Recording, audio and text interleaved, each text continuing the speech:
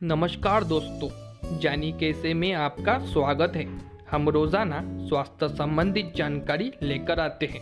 हमारे चैनल को सब्सक्राइब करना ना भूलें और साथ ही बेल आइकॉन को ज़रूर दबाएं, जिससे कि हमारे सभी वीडियो की नोटिफिकेशन मिले आपको सबसे पहले। अक्सर मौसम में बदलाव के साथ हमारी सेहत में भी बदलाव होते हैं।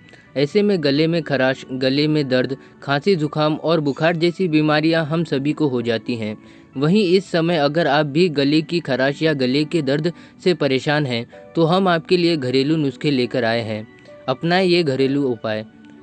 अगर गले में खराश है तो इसके लिए आप 1/4 चम्मच नमक गर्म पानी में मिलाकर पानी से 3 से 4 बार गरारे करें। ऐसा करने से आपको आराम मिलेगा।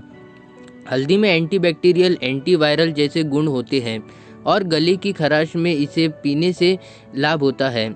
इसी के साथ गले की सूजन भी कम हो जाती है। वहीं सोने से पहले हल्दी वाला दूध पीने से कई फायदे मिलते हैं।